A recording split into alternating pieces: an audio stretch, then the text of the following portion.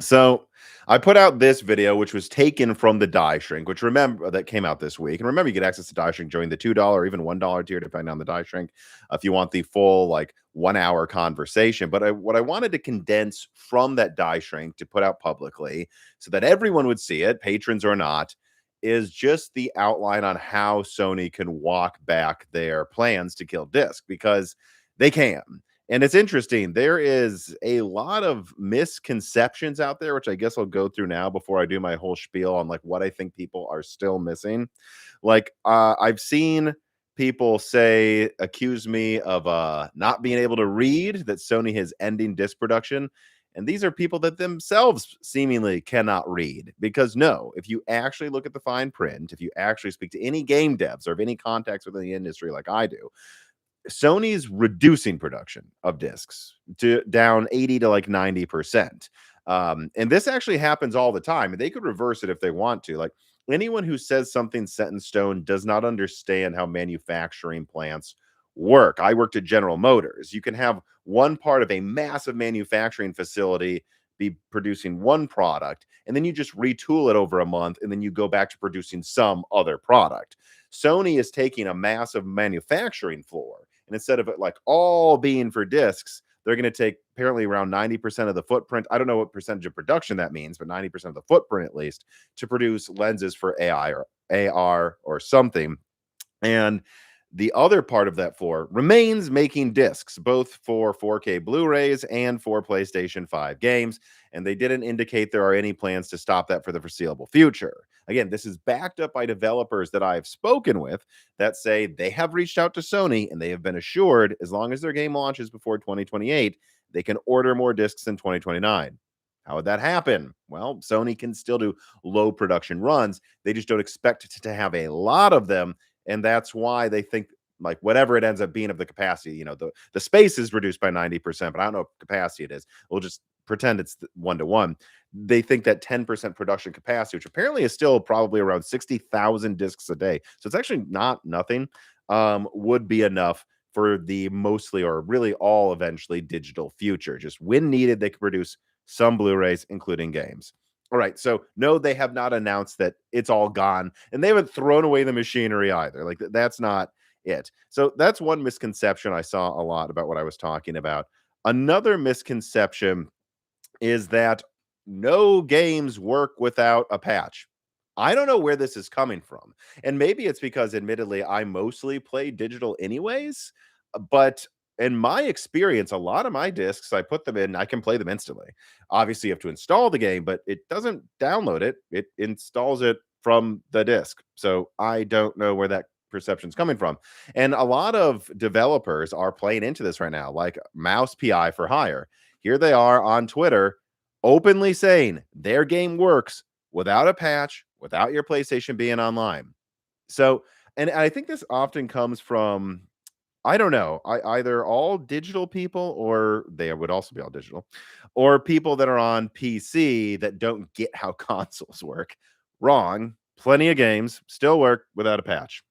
I don't know where this is, and actually, I want to drill into this even harder because I think there's this weird anti-consumer doom gooning nonsense take here where it's like, hey, because a lot of games aren't complete, that when you get them on disc, right? Because they're not complete on disc, that means it's okay to remove more of our freedoms. So what you're saying is because one thing is wrong, another thing should also be wrong.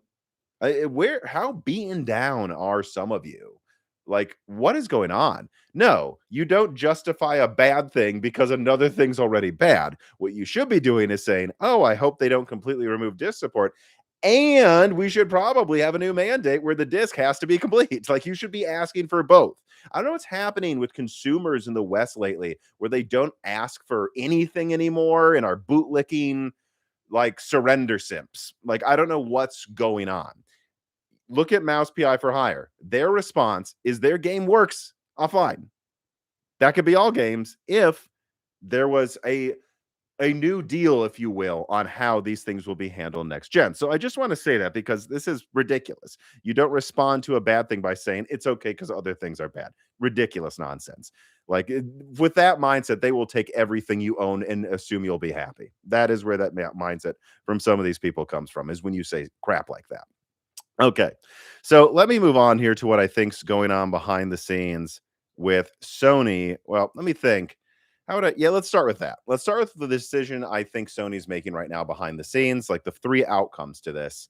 And then I'll go into why I think some people are reading, including Sony, it seems, reading the data wrong. Okay. Let me put there. Let me put another timestamp for this. What Sony saying, thinking behind the scenes. Okay. So right now, Sony would have noticed this unprecedented backlash. I'm sorry. Like, there's a lot of, it's weird. Again, there's these weird takes coming out I've noticed in the media where they're like, this isn't a big thing. And I can tell you, speaking with some people behind the scenes, it is, and it has gone noticed. Seriously. Like, no one expected a backlash this big at Sony. I don't know what decision they will ultimately make, but I want to be clear that no matter what ends up happening, continuing this backlash, continuing until they speak to us is really the most insulting thing, is they refuse to acknowledge it. That has to change. I mean, who wants to buy a console from a company that pretends their fans don't exist? That alone should piss off even the digital bootlickers. But whatever. I don't know if they have any self-respect anymore anyways. But like, no matter how this turns out, it can only be better for everyone if they feel pressure, right? Like, let's say they stick to killing discs. Okay. But what if this backlash makes them realize, ooh, we better know what we're doing here? Like, because right now they really don't. Like, their clauses for ownership of digital games is kind of not really well thought out and makes it as if you don't even own the game. Like, a backlash like this, even if they killed discs, could force Sony to rethink some of their deals, right? It could force them to go, okay, well, we're going to do this, but we're going to make sure people own their games. We're going to make sure when you download it, we can't take it away. We're going to have new protections for your accounts. I mean, look what happened with Colin at Sacred Symbols, where his account was hacked. I believe he's basically all digital. All of his games are gone. Thousands of dollars gone. Sony might look at all of this backlash and go, we're still going to kill discs, but you know what? We're going to make sure the digital future doesn't suck and that we give you and we don't just take. That is why this backlash is so important. And it's not just important for PlayStation. I think this has started a conversation that is much bigger than PlayStation, that will have repercussions for PC gamers, for Nintendo, for Xbox gamers. Where this ends is going to be have an effect on all gaming. Like, this backlash is the biggest one I think I've seen in my life towards it. Like, this seems to be as big as the Xbox One DRM thing, if not bigger. Like, I really don't. I'm telling you, I've spoken to people behind the scenes. This is huge. They have data. This is huge. They have noticed. Now, I don't know what percentage of PlayStation Plus people have canceled. You know, I don't know if it's enough for that to make a dent, but at least the noise has made a big difference. And let me show you an example of why, even if, right, it's only 5% of PS Plus people have canceled, that's only one component of making Sony feel this, right? The other component of making Sony feel this is making them feel like they can't market their stuff anymore, like basically destroying the marketing wing of Sony.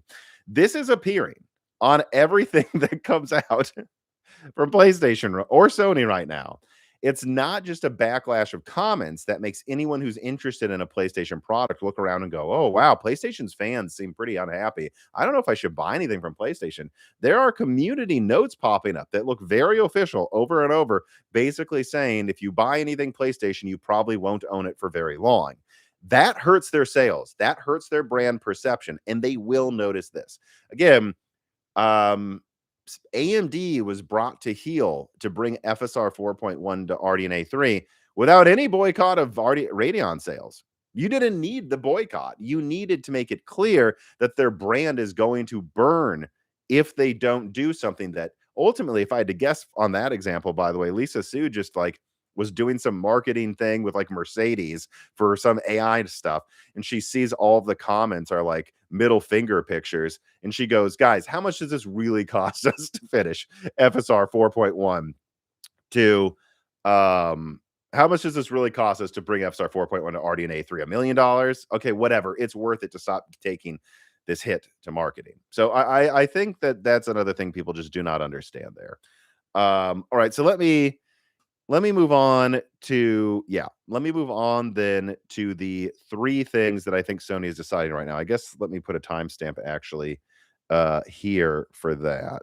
So there's really only three outcomes to this, and it is affecting Sony. I've talked to people. It is. They've noticed. I think they're still actually stubborn right now, so I don't think any decision's been made. But the three outcomes are as follows. The first one is Sony just ignores everyone and continues to, and I believe, as reported by, I think it was Jason Schreier, basically Sony's mindset right now doesn't change. In this outcome, they say, whatever, only 15% of our revenue comes from physical game sales or whatever it is. We don't care about that. And those are the people that suck anyways. Those are the people that buy used. Those are the people that trade games. So if we lose 15% of our revenue from then, on the back end, we're going to make more money per game sold anyways, and we don't really care about you. Like that's basically what it is. In fact, let me throw in this question here from another Chris. Remember, you can ask questions if you join the Patreon for free. Another Chris writes in and says, "So where is gaming going? It is also K-shaped. I see the Steam machine stagnating the market. Well, the PS6 and Helix advanced new features, and RDNA 5 and Zen 6. Everything just seems to be bleeding edge and expensive. This all comes back to exclusives, which now makes sense because Steam machine just won't be able to run the titles." But basically, skipping ahead, he says, "Is anyone going to hold anyone accountable?" And what it is what we're seeing with PS6 part of the K-shaped economy problem. And that is, again, option number one. Sony continues to be stubborn and doesn't change anything. If they do that, I believe it's because their strategy is a K-shaped economy strategy. I was really thinking about this the other night. Like, their argument is, well, if you can't afford to get probably next gen, right, $80 games and not have the ability to resell them or trade them with people, then you're not the customer we want. We want Porsche drivers. We don't want Volkswagen or, Mitsubishi drivers. That's what they would be saying. And I think actually that is what their initial plan is, to kill discs. It's really them saying, we know we could lose 10, 20% of our fans, but those are the fans that we think are too poor to be worth caring about. Honestly, that's what I think their play is. And the reason is because they're still stubborn. They still haven't really responded. I trust Jason Schreier has good contacts there. His contacts are apparently telling him that they think they can just ignore them. I think that's what this is. This is not just them saying, we think no one will care. I think this is them saying the people who will care aren't worth our time anymore. And we're going to have to see if they change their mind on that. But that's option one. There is an option one where I believe their sales will suffer massively, their brand will be damaged badly, and they will have, well, we'll just have to see what happens next gen, but they will have a rocky launch. There is a chance they stay stubborn. There is, and that's option number one. So option number two is the compromise option. This is the one that I basically, outlined in that cut down yield I put out yesterday. It is, they continue disc production at a severely low capacity. Again, though, if they reduce disc production from what they're doing right now by 90%, that's still 60,000 discs a day. That's still plenty for games to have disc launches. It's just as people turn more and more to digital, they will make less discs. Either way, that's not a big problem. But the big change would be they announce that, okay, we're reducing production, but we're not going to have a firm end date to when a game can be disc. Just understand that there will be more capacity constraints, and we suspect a lot of developers won't want to do it anymore.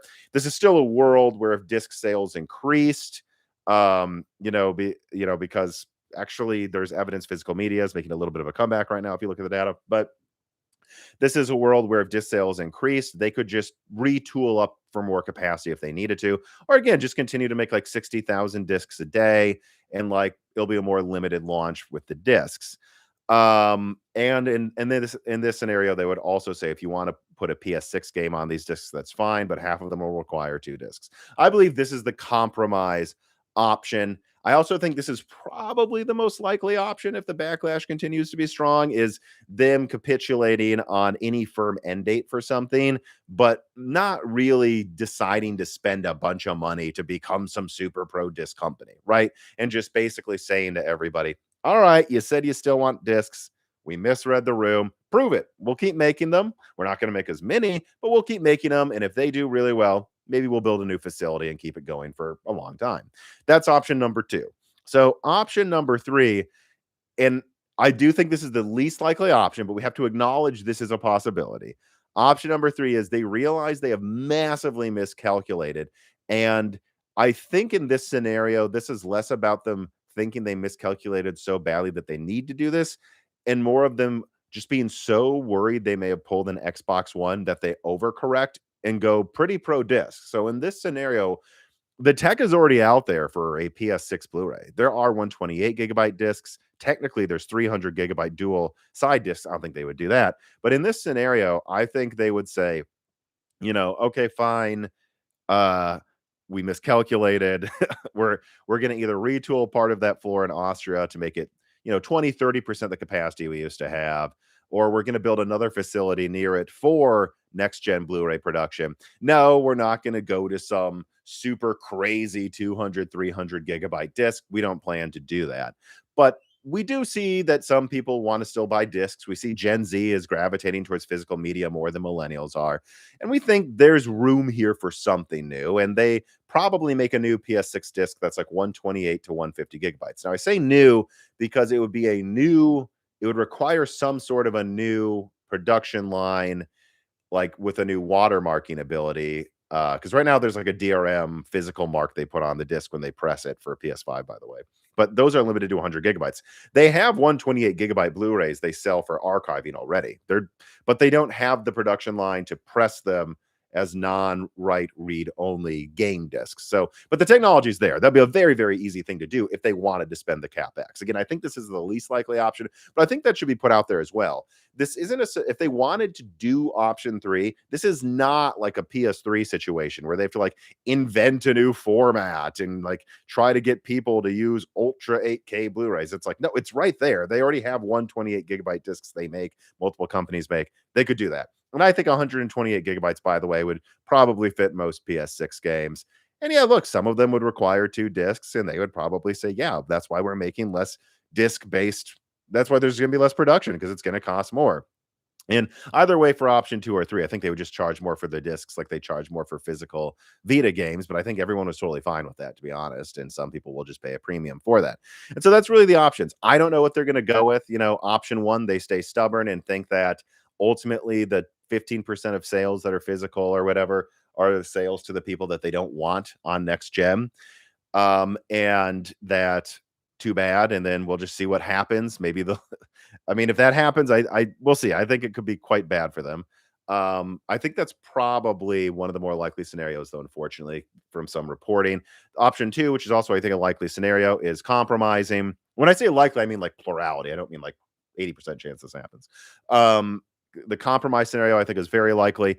And I think it's very likely because they have to do nothing. They literally just keep what their plans are, but remove the proclamation that they're going to stop in 2028. Like that, it's a very, very low risk option for them, the compromise option. And then option number 3 is actually they get really spooked, realize they miscalculated. The Sony CEO sold his stock for a reason, and they go, man, now we're going to have to spend some money on a new small facility that does 128 gigabyte discs, not just for PlayStation, but because we think there's a chance high capacity Blu-rays will be a thing people want to some degree for a very long time. And that's something I think people miss, is that digital is replacing physical. But this was the line. If you go from like 2010 to like now, here's the line. And so like we'll say the top part here is like digital sales, and the bottom part here half is physical. It's gone like this. It's gone like boop, and then like this, and then this, right? It's gone like, 80% physical one year, 70, then 60, then 50, then 40, then 30, then 25, then 22, then 21, then like it's kind of leveling off at like it's all full priced game sales are kind of leveling off to, it seems like about 20% of them are physical. And, as I think is definitely, let me go back here. worth covering, there are still releases where like most of the sales are physical. There are releases. What Sony might have to worry about is like if they really remove this, like God of War Lofi has no physical release, what if its sales were cut in half? I mean, I know that's not all their games, but when Sony talks about digital versus physical, a lot of that is just kids getting their mom's credit card and buying skins on Fortnite, right? Like that's a lot of those sales for digital. And it still is a big deal when you have a big tentpole release. Supposedly they're pivoting back to exclusives, are they not? That's supposed to be the plan next gen, is that they pivot back to exclusives. Well, that means the business model is such, right, that you would want these new exclusives to sell like they did during the PS3 and PS4 days, wouldn't you? I also think that's another misleading thing, isn't it? Let me point this out there too, a big misconception. Sony is talking about how like whatever it is, like 90% or whatever of their revenue is digital. That includes PlayStation Plus and Fortnite and skins. And yes, I know, but that's also when their sales are down, right? Like they're pointing to data when it's the most convenient time to point to it. Were they releasing exclusives like they did during the PS3 gen? I bet physical would be way higher. And they have no one to blame for that but themselves. And so, again, I think people aren't like, it's like, oh, look at how much of sales are digital. It's like, well, yeah, you're not releasing any freaking games. Of course, they're all digital because no one's buying new AAA games. And I thought Sony, your strategy next gen was to pivot back to big exclusives. If you remove physical, what if half of your sales go away on a couple games? Probably not most, but a couple. And I think that's the things that Sony should think about. But let me put another timestamp here because I think this is my final sales pitch for what I would do if I was Sony. And again, I think there's a misconception where some of the things I'm saying, they're like, well, this is Tom doubling down that this is going to happen. And he's sure. No, I'm not. I think there is like, one of the three options, and it's more likely than the best case for the physical people option is that Sony is stubborn. I think this could happen. But keep in mind, if Sony's stubborn with digital and there's this backlash, that still is a world where Sony will probably take digital ownership more seriously because of this backlash. So the backlash is still important either way, right? I would still consider that a win if they go all digital, but they actually let you own the games and have some sort of sharing structure and blah, blah, blah, blah, blah. But anyways, let me go into like what I would if I was in the Sony boardroom. Here is what I would say. So first of all, what I would say is I think we might be reading the data wrong.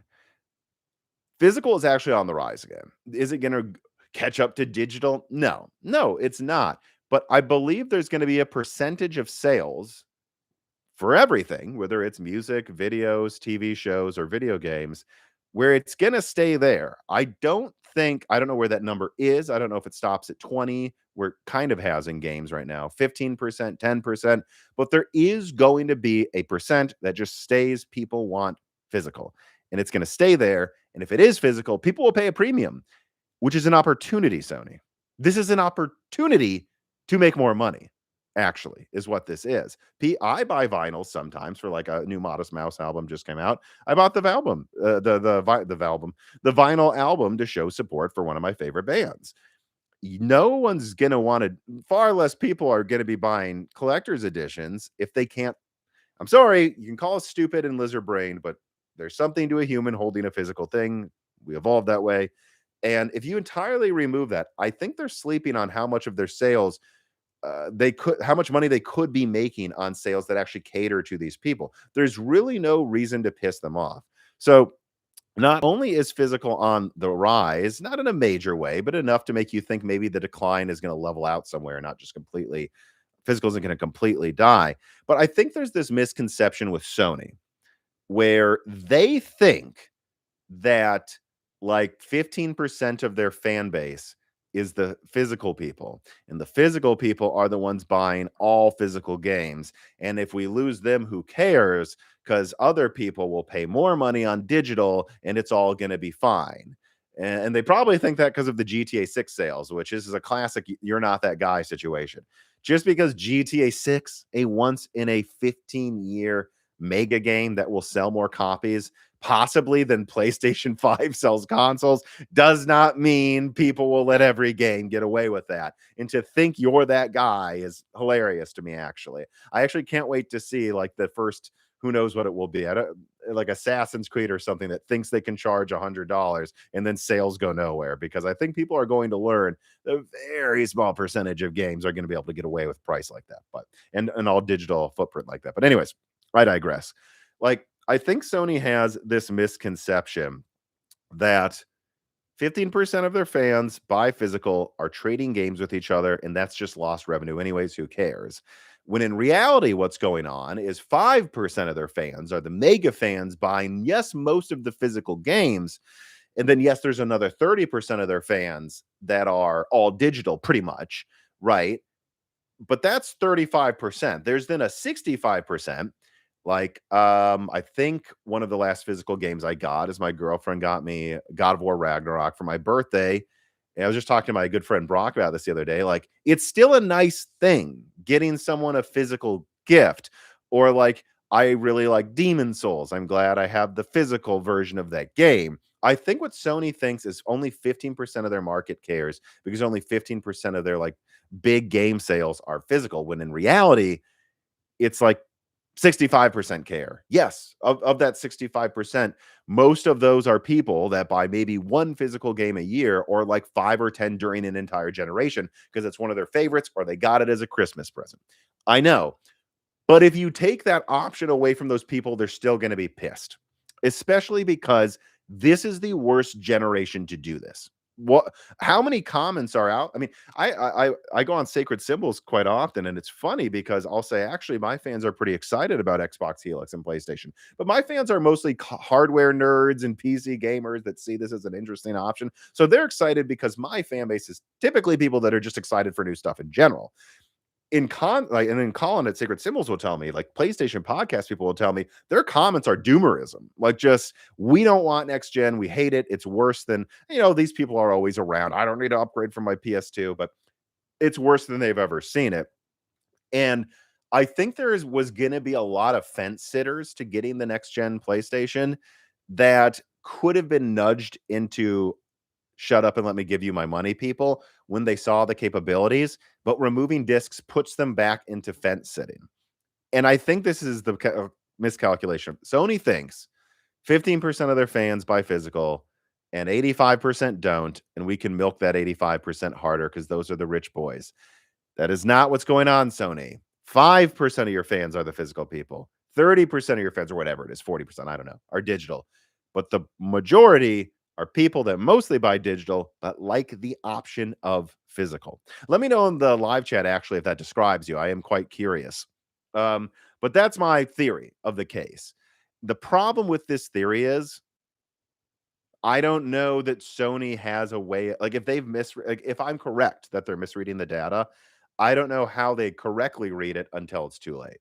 And that's really my greatest fear, is that Sony's stubborn, kind of always wanted to do this a little, and then some directive came from the top that we're going to do it out of nowhere. Again, um that's another important thing that I think people don't get is, this definitely was a decision that was just made. No game dev I talked to said they thought this was coming. They were surprised by it. Even major game studios are surprised. We saw Naughty Dog post out of protest, a disc thing.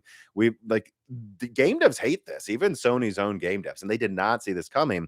And there was some big deal with PlayStation India to open up a bunch of physical retail locations, and they were about to sign a deal right before Sony made this announcement. So they didn't know. I think someone at the top of PlayStation made this decision last minute without talking to enough people. On the one hand, that is why I think it could be reversed, because they will see, oh, I didn't talk to enough people, and there's a backlash. On the other hand, if one person could make the decision this stupid, this rashly, I don't know. Do they have the ability to talk to enough people to realize this really isn't that popular? I don't know. We'll see. But that's kind of my thing about misreading the data. I actually got completely sidestepped the thing I was going to do and tell you what I would do if I was PlayStation, and it's very simple.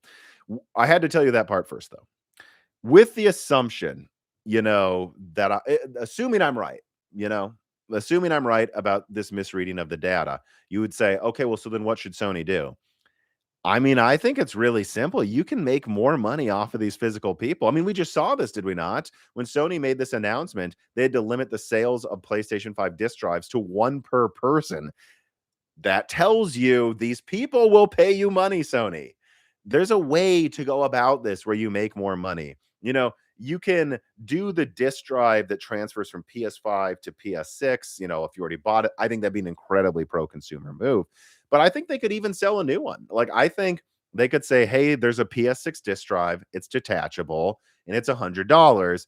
And this is for people that pay the initial profit to get in here, and this is where we made our money. So if you want physical, you want the ability to share and get used games. Honestly, guys, if you look at the numbers, I think used game sales are like a single digit. It's really negligible. And you could make the argument like Sony would make the argument, right? Used game sales are negligible, so why do you care? I'd make the counter argument, right? Used game sales are negligible. Why do you want to destroy your brand image over 2% profit margins? Like, come on, man. Like, the same argument could be made right back at them. But the point is, like, I think you just have a disk drive you can use. If they really want to be pro-consumer, they'll let the PS5 disk drive work with it, by the way. And then you just say, we're actually going to pivot more towards physical in terms of making it more worth your while. Look, we're still doing lower production and we're still going to be mostly digital. We're not going to mandate devs do anything. If Call of Duty wants to be digital only, we're not going to force them the other way. But what we are going to do is this: production continues, and we're going to do a couple of mandates, right? We're going to do the thing we just saw with mouse PI for hire. This thing right here, we're now going to say this is a requirement. If you get a physical game, it has to run offline and be complete. Obviously, there will always be patches and new features that are added to games, but it has to be complete. And if that means a studio launches with only has the time to like print 10,000 discs for launch instead of 200,000, not too bad. But you can ramp up production after the launch, and most initial sales will be digital. But we're going to mandate this. We're also going to mandate that it comes with a little booklet that has tips for the game, and like PS2 and like GameCube games used to do. We're going to have it come with a booklet. It must be complete, and we're going to charge another $10 to $20. And that is, I think, the compromise that I think accepts the reality that things are mostly digital, but also accepts that a lot of people like to buy physical, and they'll pay a premium for it if they think they're getting a premium product. I can't tell you like how many people would be more likely to stay with PlayStation if they saw Sony announce we're charging extra because it has to be shipped and it costs us money and whatever. And they just said, but it comes with a booklet and it has to be complete. I think a lot of people would say, okay, I'll pay $90 instead of $70 or $80. I will. I'll pay that extra money because I know I'm getting a more premium collector's item. And I know that if I want to sell it, I can make back at least the $20 you charged extra. That's what I'm saying. There's like, and that's why I keep coming back to, I feel like there will be some compromise, is because Sony has to do almost nothing to make most people happy. Like literally almost nothing. They aren't ending disc production. They're just reducing it by 90%. All they need to do is say, fine, there's no date where we kill everything. Fine, there can be PS6 disc games, but it's up to the publisher. But we're going to make sure that if you get one, it's more of a collector's item like vinyl. And I think that would make collectors pretty happy. So that's the middle ground. That's what I think. I just cleared up the misconceptions. I think a lot of people have been looking at my tweets and the thumbnails of my videos and like not reading my extra long article length tweets, nor actually watching my entire videos. And I think that kind of puts to rest what I would do if I would Sony, the options they have at their hands, and what's possible. A lot is actually possible here, but yeah, that's that. So I'm now going to pivot to the RDNA 4 stuff. But before I do that, I have already been going on. I did not intend to talk about this for over 35 minutes, everybody. I definitely apologize if you're here for the more PC hardware stuff, although I'll get back to the Xbox stuff in a second. Let me now pivot to an ad from Micro Center. That's right. This piece of content is brought to you by Micro Center. Right now, they're having their back to school savings event, and there's a link in the description where you can click on that and check out all of their new deals. They also have a deal at both the Micro Center Austin and Columbus locations where you can get a 128 gigabyte flash drive for free. You don't have to be a new customer. You don't need to buy anything there to get it. You just sign up ahead of time, go to their physical location. They just want you to see their new locations, and they'll give you a free 128 gigabyte flash drive. That actually, I believe, is pretty fast read and write speeds as well. So if you need a modern flash drive for moving stuff around and you're near these micro centers, be sure to check that out. And then there will be another link in the description to where you can see Micro Center's latest news so you don't miss all of their upcoming sales events and new product launches. Thanks to Micro Center, of course, for sponsoring this piece of content. I don't know really what else there is to say about them. They're a great sponsor. They're easy to work with, and they have some of the best prices in PC gaming hardware. So support Moore's Law is Dead by checking out Micro Center through the links below today. All right. So that is that. Now let me actually move on to the RDNA 4 stuff. Okay. So, I almost put leak in the title. I didn't quite do it. This is technically a leak, but I know other people have been talking about this, and so I don't know how genuine it is to call everything a leak here. But I have to at least corroborate some of the reporting that I've seen from other people that yes, the de facto price of RDNA 4 graphics cards is going up by, and a source told me this today, 8 to 15%. So in general, expect the RX 9070 XT to be about $750 or something, the 9070 to be over 600, and the 9060 XT to be what we've seen before, $400 to like $500. The 8 GB model being just above 300. And apparently, the RX 9070 GRE 12 gigabyte is expected to hold its MSRP price, suggesting that the MSRP for the 9070 GRE was conceived of knowing that they were probably going to have to raise prices. Now, does this mean AMD announces some RDNA 4 price hike? That's official. I don't know. I haven't heard anyone say that's going to happen. But remember, pricing behind the scenes is what leads to the real street pricing, and the price AMD is charging for BOM kits for AIBs to make the graphics cards is going up a bit. Basically, these products should cost, I'd say, slightly less than they cost at launch. Like if you remember, well, when the RTX 50 Super series launched, everything was like 50% above MSRP or more. Where the AMD was like 20%. Sometimes it was MSRP. I think we're going back to that right now. And I actually dug into it, and there is a reason.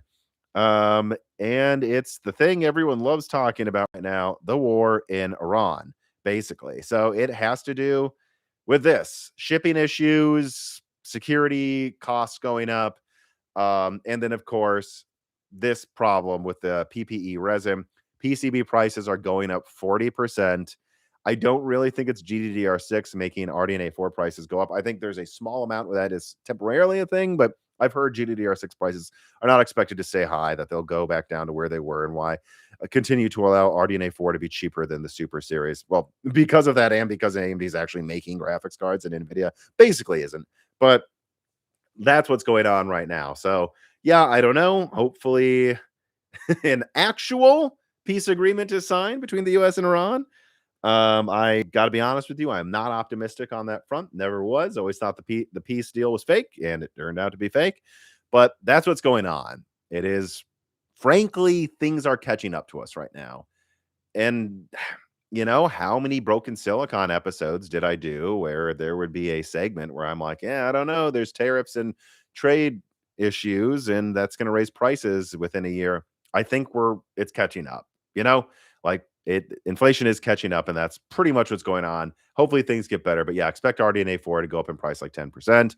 No, it's not going to be like the RTX 50 series. So if you need a new graphics card in the next 12 months, I would get RDNA 4 now. Having said that, if you're someone with, like, what's a good example? You're someone with a 3090 and it still plays your games well, or someone with a 7900 XT. Well, this isn't a good example. Someone with a 7800 XT and you were considering getting a 9070 XT. I would probably wait though till RDNA 5 comes out, because that probably launches in about 12 months. But if you're someone that has a 6600 XT and RTX 3070, I would get RDNA 4 now. So you've been warned. There's the leak. That's my advice. Let me now pivot to, let's see here. Well, I got a few tipped questions, so let me get to that actually first. put down a time stamp here. All right, let's see. Make sure I didn't miss any. And of course, it's trying to delete it. God dang it! I think it deleted the first tipped question. So if you are that person, it popped up in green. Put in all caps what it is again, and maybe I'll notice it in a second here. And then if you are in the after video chat in the Moore's Law Zed Discord and you saw what question was missed and you see the person say it, please just retype it in the after video chat in the Discord. But first, let's get to these questions. This is actually on subject to what we were just talking about here. So Spencer Walker 21 writes in, thank you for the generous $10 tip, and says 9070 XT price hikes, got one on eBay for $530. Oh, what a bargain. Good job. Making Steam Machine Pro Fractal Terra case, small form factor with that GPU and a 9800X 3D. Valve should have made Steam Machine 8 liters. That tiny form factor is costly and complex. Well, look, there's a lot of reasons the Steam Machine is expensive. I don't believe it is just the form factor, but I think that is part of why it has some performance issues and whatever. And sure, if they would have just let it use like a few more standardized components, it probably would have cost $200 less and not been much bigger. Let me see here. Let me pivot back here to console questions. Well, I'll just put PS6 Q&A here. So Perfect Image 89 writes in and says, can Sony lock disk from the software level? So I'm not exactly sure what you're asking here. Sony can pretty much lock almost anything they want if they chose to with a new console. But if your question is, can they lock disk software level down? They could. I mean, that's basically what Xbox One did, what Xbox One at least tried to do. Xbox One, like said, you can buy discs to install your game, but it is a one-time use basically, and there's no real point in getting the disc then. So could Sony do that? Yes, but they don't need to. There's a world, I believe, where they just charge extra, so you pay that extra cost up front for the freedom to be able to trade games, and then it comes with a few other premium benefits, kind of like they don't all need to be special editions, by the way. I believe if Sony kept making physical, there's another misconception. I'm not saying all physical games in my hypothesized compromise scenario would be special edition. That's not what I'm saying at all. I'm just saying that's how I imagine a lot of studios would handle it. There would still be plenty of devs that decide to just charge the same price for physical, and it's a normal thing. There would be. Okay. But I think a lot of them would choose to make that the special edition for obvious collector reasons. Keyword Boom writes in and says, hi, Tom. I don't have a dog in this whole PlayStation physical media fight. That said, I was flabbergasted to hear about Sony's decision. I mean, for some Kickstarters that I've backed, the physical media tier is $150. Sony could default to digital only pricing with like, I don't know, $80, $90 next gen, and then like $120 for a limited run physical collector's edition. Did Sony not think through all the money that they're leaving on the table? No, that's the thing. I don't think Sony gets that there is a solution where they compromise with people that demand a physical option and compromise in a way where the people who want physical get a nicer product. It comes with a booklet. It has to be feature complete in the disc or discs that come in the case. And then in return, Sony makes more money on each sale. Like, I don't know. Like there is a win-win compromise here, I believe. Certainly more so than what they're planning to do right now. And I don't think they thought about it. Again, guys, here, let me see if I can find this here because I just still don't think I got to make sure that people see this. So let me go here. Where? Let me think. What was that? Was that it's probably was it for a short that I pulled that? I don't know. Well, let me. Well, anyways, you'll just have to trust me. Well, let me. India PlayStation before physical announcement. I made such a big deal about it. I basically have to find it, so bear with me. Let's see here. Images. Yeah, or other partners. Let me see here. Yeah, right. Let's see here. Yeah, like let's see. Sony's. Oh god, see, this is why I didn't want to look for it. Do I continue and commit? And let me see this. Yes, there it is. All right. So I can now share this and we can end the dead air that is probably making everybody claw their eyes out right now. So I just want to show this just to like show what I'm talking about here. So yeah, like Sony didn't warn anyone, meaning that I don't think this was something going on behind the scenes where they ask their partners or different parts of the company if this is a good idea. And if you this is interesting here. So let's see. At the time of the announcement, PlayStation's India office was negotiating with local distributors and retailers to set up exclusive new PlayStation brick and mortar stores. They wanted to open about 100 by 2028, meaning around when the console launches. They wanted to have a bunch of brick and mortar physical PlayStation stores that has the sale of physical games. And they did not know. This is crazy, by the way, if you ask me, because thank God for the people at PlayStation India. The announcement happened before they did it. Imagine if they would have signed this deal and committed to 100 store locations, and then we're told you can't even do this. That is sloppy as hell. I mean, that tells you that I don't think Sony thought this out. I don't think they did. The evidence is they have not. The bootlicker is just like it's over, deal with it. Really, they're just rampant fanboys that I'll never understand fanboyism like that. Like, guys, they didn't think this out. They did not think out what they were doing here. Let me see. Optical media is over. Shea Brubin. Okay, bootlicker. Enjoy your sad life. Zorro knows better. Okay. Says, I hope Asha sees the easy win and commits to an option for physical disk drives for Helix and a combination to Steam and PC integration. Oh my God. Let me see. Do I have any Helix questions here? Yeah. All right. So let me put this was in the title, so we got to talk about it, and I want to, but we got one person here saying they hope Asha pivots to physical, and we got someone that I think is one of the funniest names in the Moore's Law is Dead Patreon, Herman's March. If you're wondering, yes, his profile picture is an AI picture of Herman Holst marching like a Civil War general burning down PlayStation studios. This is Herman's March. I think the idea for this profile name is hilarious, considering how much Herman Holst is fucked up at Sony. But his question, for a while, I've thought that Project Helix was targeting the PC market in lieu of the component shortage, that this hybrid was an attempt to win some of the PC crowd over back to Windows gaming. So if they leave Xbox, they go to one of their product ecosystems and not someone else's.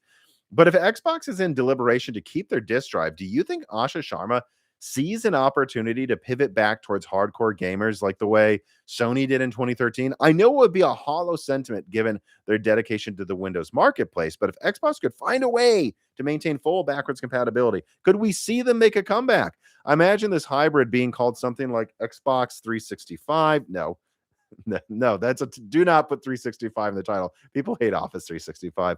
He says, but what do you think? And so I think, first of all, we need to have some realistic expectations here. I mean, go read interviews during the 360 era. Bill Gates said that he didn't even want a DVD drive in the 360, and that the reason it had that in 360 gamers got the luxury of having like 6 discs they have to switch between for a single game is because they thought that would be the last generation with physical. They even thought that by the end of that generation, it might be all digital. They tried to basically go all digital with Xbox One. They launched an all digital console with Series S, which is like 60 to 70% of all series sales. Guys, does this seem like a company that loves discs? Hello? I just don't understand here, like where this idea is coming from. This is a company that hates discs. All right. The counter argument would be Asha seems to be reversing a ton of things Phil did. Could there be something there?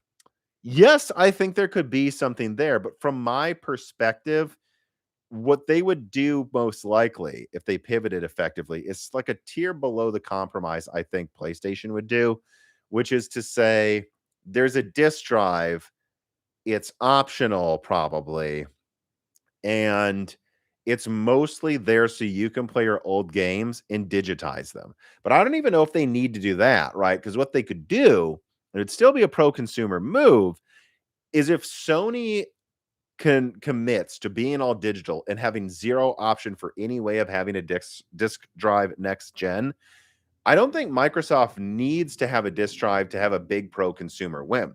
What they could do is say, well, if you think about it, physical discs for Xbox gamers is really for the existing fans. So they feel like they're not screwed over. So all we would need to do is launch a Exodus app. We call it Xbox Exodus or something for the Series S, for the Series X. Why not for Xbox One as well? And you download this app, you put your disc in, and what it does is it gives you a digital copy. The digital copy is downloadable on a Helix, and the disc is now not usable unless it's transferred to a new account. But the new account would have to have some legacy hardware. It would have to have an Xbox One or a Series S or X. Well, not S, I guess, right? Or a Series X. And if you do, you can change accounts of the disc. This would be a solution that eventually it would be all digital, but it would give everyone probably like a 10-year grace period before most Series X's are broken. And most will probably not be broken even after that. But like, you know what I mean? There's 10 years where their fans still have a lot of these disc consoles. They have 10 years to take their whole catalog, download the Exodus app for their old Xbox, and start switching things to work on a Helix. No, the Helix won't have a disk drive. No, we don't want to sell games. This is going to be a PC, basically, right? The Steam Machine doesn't have a disk drive. Like they will say, Helix is a hybrid PC console. But if you're an existing fan, we're not screwing you over. Don't worry, you can still upgrade your Series X game to a digital copy that is downloadable on the Helix. It kind of disables the disc unless you give it to someone else and you let go of the license for transfer. And at least here's a way to bring all of your games to next gen and not feel like you're getting screwed over. And knowing Xbox gamers, which are much more digital than PlayStation anyways, I think that would be enough to make them happy. And if Sony didn't do something similar, right, I think it'd still be a big pro consumer win, right? I think this would, and because I don't know what percentage of, I mean, is there a way to look at this? Let me see.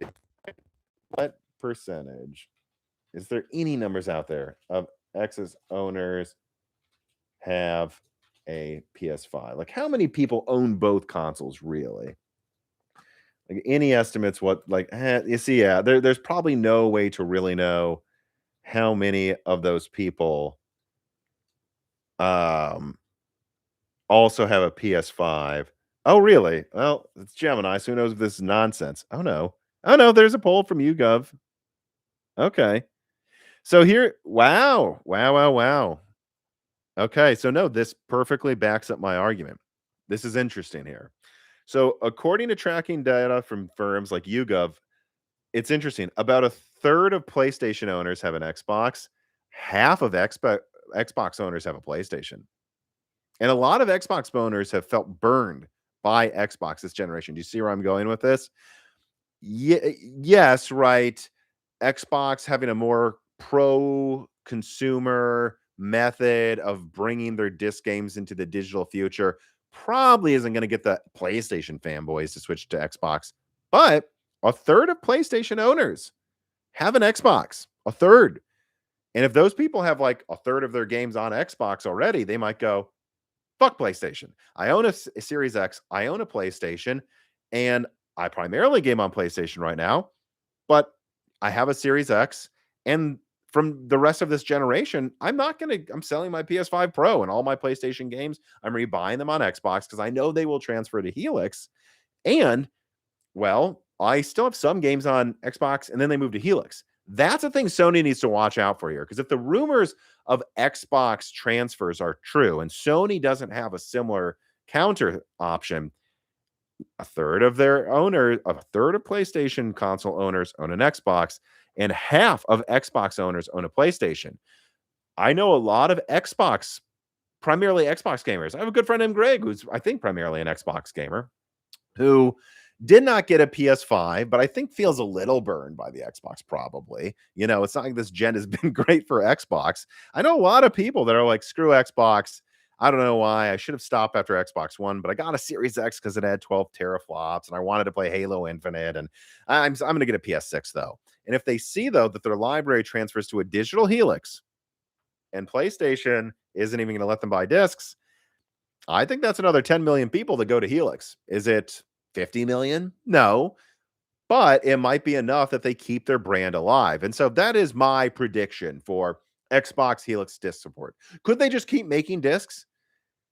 Maybe, but I think that's unlikely because they continue to pay Sony for these Blu-rays and for a Blu-ray player, and they don't have their own factory making Blu-rays like Sony does, and will continue to. Again, they're reducing production. They're not completely ending it. It's not written in stone that they actually have to end at 2028. They're just deciding to. Will they keep the capacity there to continue making 4K Blu-rays or PlayStation discs in low orders? And again, I just have to keep saying that because people do not get the fine print on what Sony actually announced last week.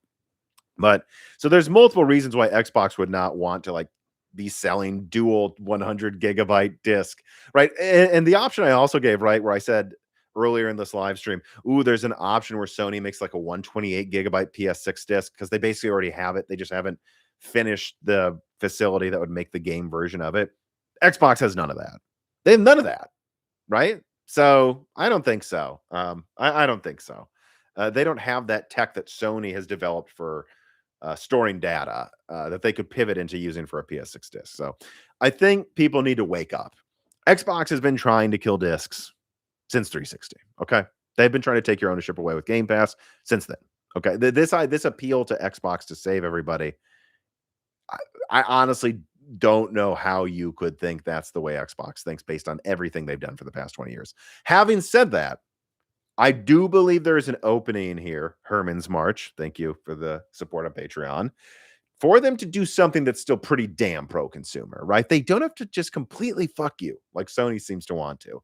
And if they made it so that your Xbox Series, your Xbox One, maybe even games can be transferred to digital if you own an old console and then download it on Helix, I think there's at least 20 million people that own a PlayStation and an Xbox that might just stick with Helix, especially if, again, they'll look at the situation and go, if the future is all digital, I want to go to PC anyways. I might as well get a hybrid console that can play my old Xbox games instead of a PlayStation. If Sony, let's say Sony charges $700 for the PS6 and then the Helix is $1,000, like that's the price difference. I think they'll look at that and say, oh, it's already a lot of money. I'm going to pay the extra $300 to get that extra, whatever it is, 20% performance, but then also have a way to continue into a PC future with my hybrid device.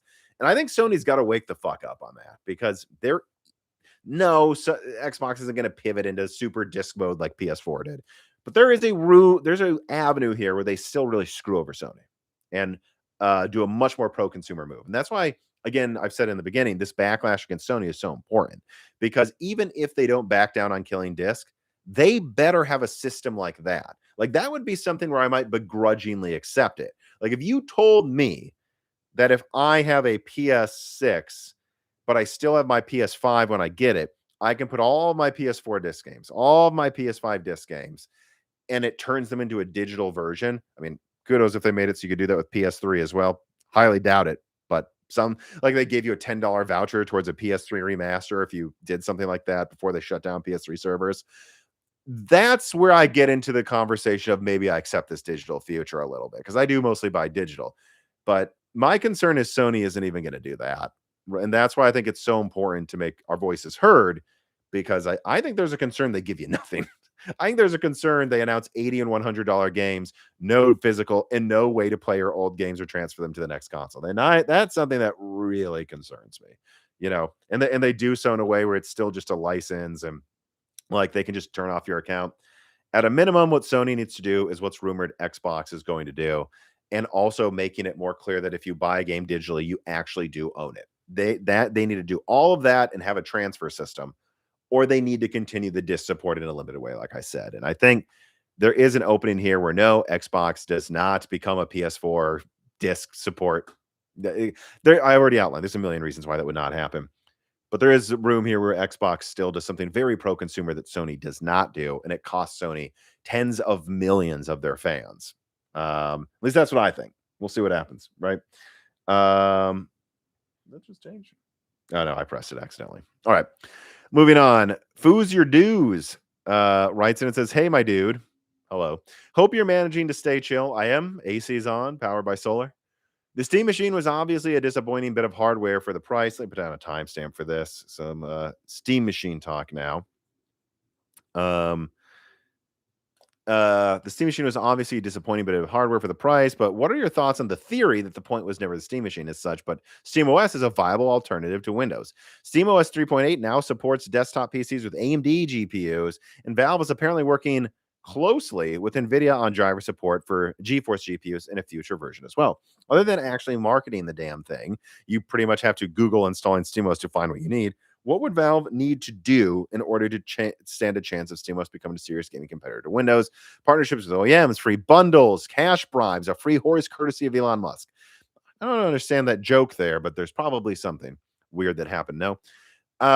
So to your first part, what if the point was SteamOS the whole time? No offense, duh. That's what I've been saying the whole time. Go watch my other Steam Machine videos. I've been saying this is really about SteamOS from the start. That's why I think it is so bizarre Valve managed to have such a horrible launch. The Steam Machine is there just to make people notice SteamOS. Right. So then it's really about marketing. Right. So then why do you need to make a 30 or 40% profit on every console sold? Which they are. I like why? This is a market. Like get great, like sell it for whatever, $50 below, $100 below cost, sell it for $600, get rave reviews, and use that to make everyone notice SteamOS. I don't know. That was SteamOS was always the point. And I still think SteamOS can be very successful, and I hope it is. I'm not some hater, guys. I think SteamOS is great. I think it will continue to be a challenge to Microsoft. I think they also missed an opportunity for some really good marketing. Yeah, no one's talking about SteamOS until like a month after Steam Machine comes out, guys, or weeks, whatever it is. Like this whole time could have been positive attitudes and getting people interested. Instead, we have to wait for like the dust to settle from this giant turd that Gabe pinched off his yacht on top of gamers, and then come out of the turd, climb out, and go, oh yeah, SteamOS is great. We could have avoided all of that if they just didn't have a bad launch. Maybe no launch, a limited run that they give to reviewers as a proof of concept. That's all it ever was going to be. And to have such a horribly handled launch was really counterproductive. But no, it doesn't mean SteamOS is doomed. And I think SteamOS was always the point. Duh, I've been saying that from the beginning. But I'm also not going to relinquish pointing out how horrible a piece of hardware the Steam Machine is for the price. And even not for the price. It seems to have a lot of issues. I've seen people with reports of it taking minutes to load Elden Ring and tons of problems. Like, it just, I don't know. They should have just done it. They should have pushed it back further, sold it at a loss, or rushed it out earlier, and they chose the worst option. I mean, I think there's a world where in a year from now, we see the PS6 get announced for less than the Steam Machine with whatever it is, 4 or 5 times the performance, and everyone's minds explode. And it's like, yeah, it's because Valve chose to launch at the worst time, right? Like, that's why. And chose the worst components, like the weird small SSD that costs $400. What the hell? Anyways, though, let me continue here. Let me see some of these tip questions. What are the most recent ones? Am I up to date? No way. I thought I saw some others. Oh, there's that. Okay, here's another one. Raspy Yeti writes in, and I hope you drink some honey, help your voice, Raspy Yeti. Don't be so raspy. Should Microsoft mess with Sony if regulators get involved by pushing for Play Anywhere on PlayStation? No. There's a reason Microsoft has not talked about physical a lot, and it is because this could affect them, and they want a digital future, and they've wanted it since 360. No, Microsoft should not do that. They should focus on if they should have an optional disk drive and do something like the compromise option I said Sony will do, and also making sure there is a way to transfer their games to digital if they're going all digital. So at least they look like they're handling the digital future better than Sony is. That's what they should do. 360 store is shut down. Oh, is it? Let me see that. Wait, is it really? Shut down. Let's see. What the fuck? See, that's the thing. And it's not me saying Sony should shut down the PS3 store. That's not what I'm saying. Honestly, that one I think is a bit more up for debate because it is very old.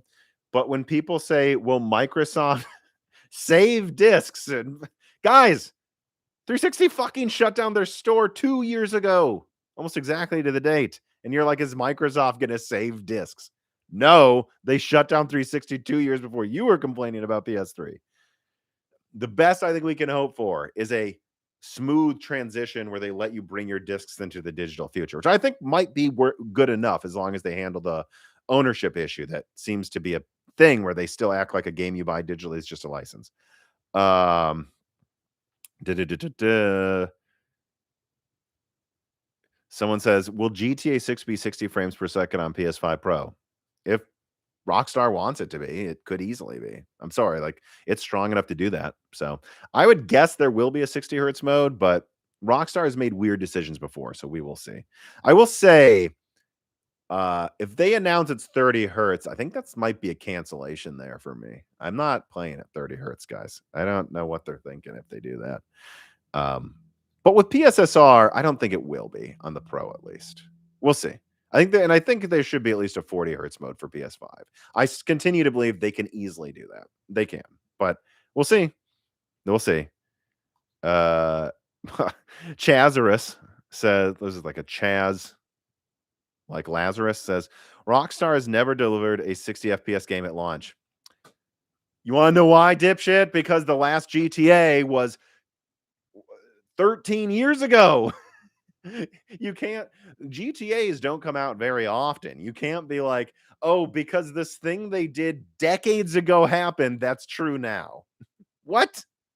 Yeah, they release games so rarely that you really can't judge a previous release for what's going on now. Again, maybe it will be 30 hertz, but to say because the last game that came out on PS3 was 30 frames per second, it has to be on PlayStation 5 Pro is dubious logical thinking, in my opinion. No offense, man. Come on. Come on. I mean, like, what? I mean, what's another example of that?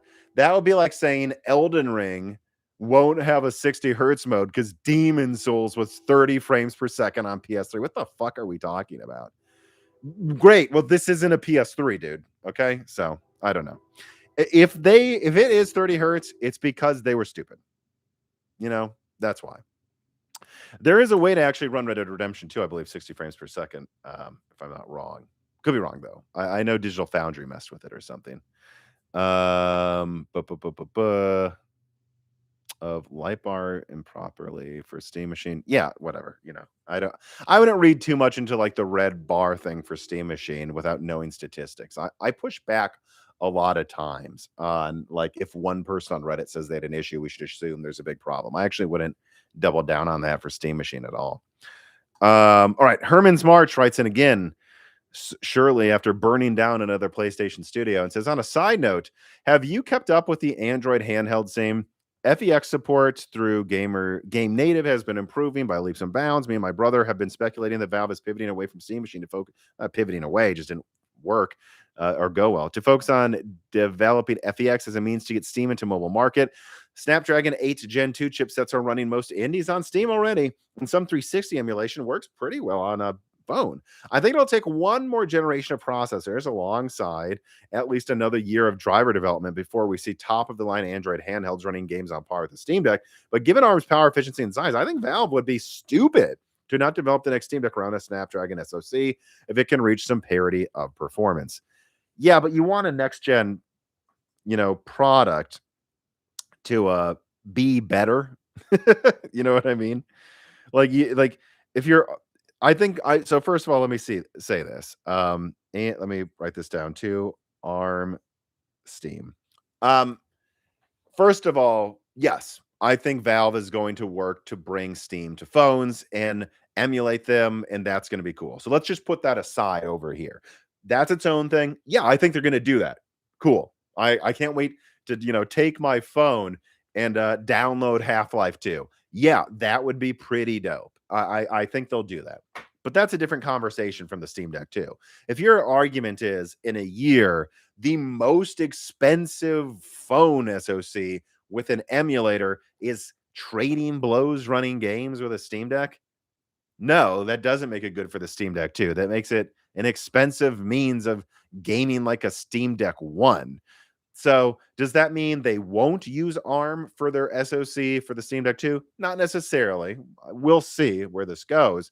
But I still think that there's a decent chance that, I've already leaked this. There's an APU called Snowmass that runs Zen 7, which is a semi-custom APU. I leaked this on the last live stream, I believe, or at least one before that. So go check that out if you missed it. I think that could be a Zen 7 based Steam Deck 2 APU, probably launching in like 2028, 29. And I think that there's a chance they'll look around and go, guys, I don't think you understand how efficient Zen 6 and 7 are going to be. Like, you're really sleeping on Zen 6 low power, Zen 7 low power, like I think there's AMD is targeting with Zen 6 low power less than 1 watt per core, while still having, I think, close to full IPC and just running at lower clocks. Imagine a Zen 7 APU that's like 8 Zen 7 C cores that each use half a watt. So like 4 watts, and then like 16 RDNA 6 compute units, which would presumably be on 2 nanometer or something, I guess.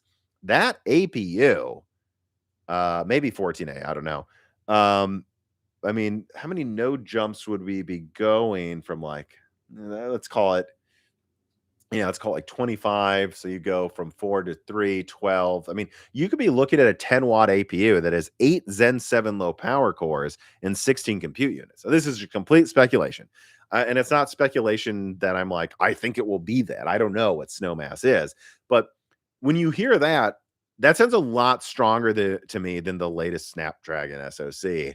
And I think the number one reason you would stick with an all AMD solution as well. And again, maybe they could do hybrid. They could do an ARM core designed by AMD. AMD is designing ARM APUs right now. Of course, I've talked about Soundwave, exclusively like that. That's a budget APU, though. It's not for a handheld. Like a Chromebook budget, like really cheap APU.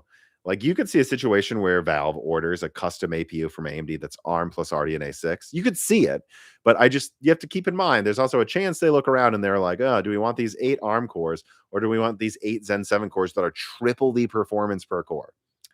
x86 isn't inefficient, and I think people are going to be blown away by what Zen 6 and Zen 7 accomplish. And for that matter, probably what like Nova Lake and Razor Lake accomplish as well. I think there's no evidence here that as long as you're willing to use more than 4 watts, which any handheld from Valve would use more than 4 watts, that x86 can make a plenty good argument for why you'd still use it in a handheld device. But anyways, that's my spiel on that. See, we have another question here. All right, let's move on to some GPU questions, shall we? RDNA 5, RTX 60, and Super. All right, let me change the lights here. All right, Rusty Trampoline writes in, careful on that thing, and says, if some RDNA 5 graphics cards use LPDDR5X, some will, could they utilize LPCAMM2 modules for interchangeable? I mean, look, man, maybe, but they're not going to. No. Would board partners want that? Absolutely not. The graphics cards that would use LPDDR5X with RDNA 5 are ones that will probably launch in 2028 once RAM prices are down, and probably make the argument that you can get this budget GPU with like 18 or 24 gigabytes of RAM because it uses LPDDR5X. I mean, those are going to be the budget cards. That's your $300 to $400 GPUs. And no, they're not going to want to add $50 to the cost for interchangeable VRAM. I just don't think so. The only way they would do that actually is if the RAM shortage continued and they made it so you could add your own laptop RAM to a graphics card in case you already have some. But that would open up all manner of problems. Like buy the laptop RAM that you buy that's actually reasonably priced on Newegg is not the cam RAM. It's the normal RDIMM sticks. And those are like DDR5 6000 or something, or usually really if it's mobile, which it probably would be in a graphics card, 5600. And in that scenario, so what? People are going to get a $200 graphics card to buy $300 worth of RAM. And that RAM is going to be like 5600 speeds instead of probably the 8000 that would be standard on the graphics card version, or who knows, by then 9600 maybe. I don't see it. No, I don't think so. Danger Man 1337 writes in and says, Will RTX 60 get 4 GB modules than 3 if it's late 2027? Yeah, I don't know. RTX 60 series might be 2028.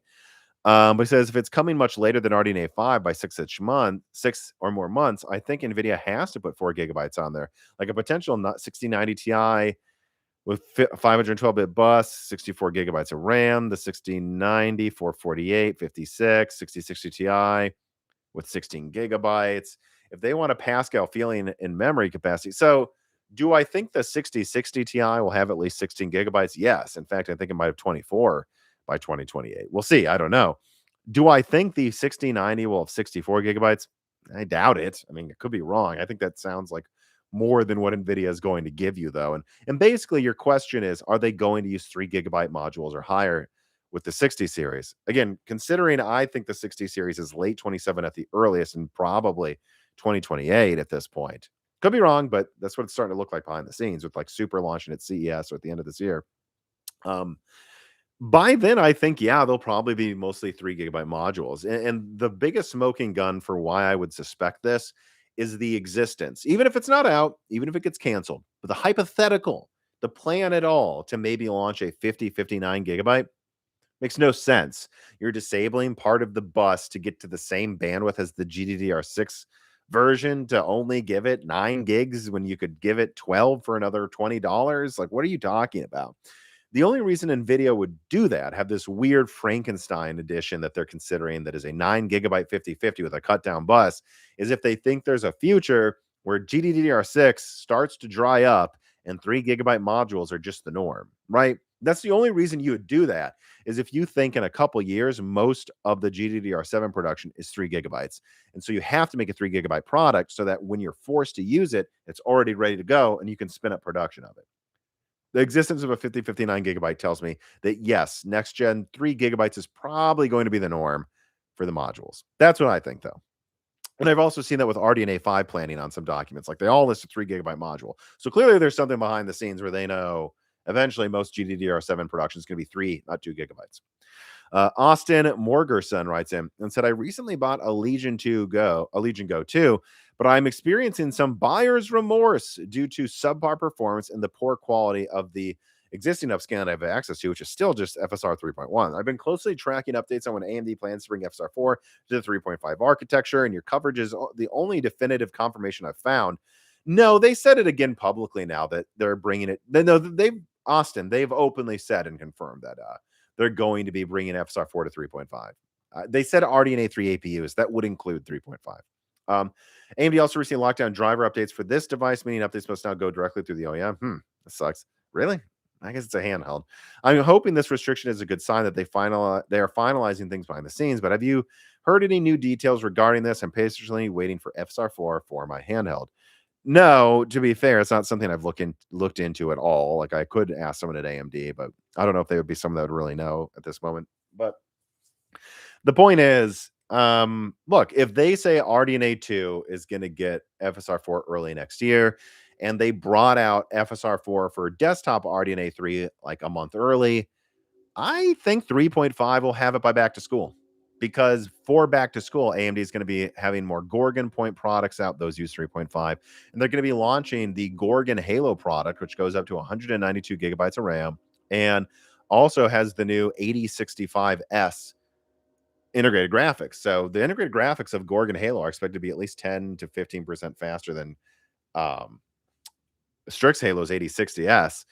And it uses RDNA 3.5. I think it's pretty obvious by the time you launch those laptops, you want to have FSR 4.1 on it. So I would be surprised if RDNA 3.5 doesn't have FSR 4 by November. I'd be surprised. Can't promise you, but I would be surprised. Let me write down a timestamp for that too. There's probably a lot of people curious about FSR 4.1. 3.5 and RDNA 4M. HMS writes in, hi, Tom. With Medusa Point expected early 2027, my question is very simple. We'll see. What the hell is RDNA 4M? Quick research states that it is an updated 3.5 architecture with FSR 4 support, but why is why has AMD refused to bring FSR RDNA 4, good Lord, to mobile? Why has AMD refused to bring out RDNA 4 to mobile? How significant can we expect the 4M uplift to be over 3.5, if any at all? And with FSR4 coming to 3.5 anyways, what is the point of this architecture? Well, so RDNA 4M seems to be RDNA 3 with matrix cores on 3 nanometer, which almost assuredly means decently higher clocks, but not making the GPU bigger than it needs to be for better ray tracing performance. So it's in between 3.5 and 4, and that means that it will run the RDNA 4 variant of FSR4, meaning it will run it better. Meaning if you have, a Strix Point product with RDNA 3.5 and a Medusa Point product with RDNA 4M, and you turn on FSR4, because it can use its matrix cores, the Medusa Point product will now get like a 30% boost, whatever it is, whereas the Strix product will get a 20% boost. This is also why I think, despite the seemingly tame specs, Medusa Point is probably going to be about as good as Strix Point at gaming, because once you turn on FSR4, it gets a bigger boost. Also, Strix Point is heavily bandwidth starved. So I think going from 16 3.5 compute units to 8 4M isn't going to be as much of a difference as you would think. And also, it's going to be on 3 nanometer and be closer to 4 in design, meaning, most Strix Point laptops that I've seen are running the GPU closer to 2.2 gigahertz. I think, you cut the compute units in half, move it to 3 nanometer. I wouldn't be surprised if Medusa Point's running 3 gigahertz or higher. So, yes, half the compute units, but also, yes, better architecture, probably 30% higher clocks or something crazy. And from that perspective, it will generally be better. Again, I also think it's going to be incredibly efficient. Think about this. Going from Strix Point to Medusa Point, half the compute units, 8 cores, and then 2 low power ones instead of 12 C plus classic cores and Strix. And it's 3 nanometers, so you're getting a node jump. You're cutting compute units in half, reducing core counts, but the cores are much stronger. I think Medusa Point is going to end up as something that can use substantially less energy than Strix Point. Like, I'm sure a lot of you have seen the Fox's testing, where with Strix Point, it really shines at 30 watts, but once you get down to 15 watts, they're like all the same or something. I bet that changes with Medusa Point, reducing cores, but the cores are faster. And there's low power cores to save energy, half the compute units, but the compute units are substantially more efficient. It's on 3 nanometer. I think it's going to be better. Again, it's kind of a de facto replacement for Kraken, but one that kind of brings Strix Point or Gorgon Point performance to Kraken tiers, while having way better single threading. So I think it's going to be a good product. But again, what is it? Medusa Halo Mini, the 24 compute unit model, that's really the Strix Point competitor or replacement if you want like low end gaming on an APU, that isn't as good as Halo, where it's as good as a game console. All right, let's see here. Move down to some questions. Let me see. So that was the GPU ones. All right, let me see.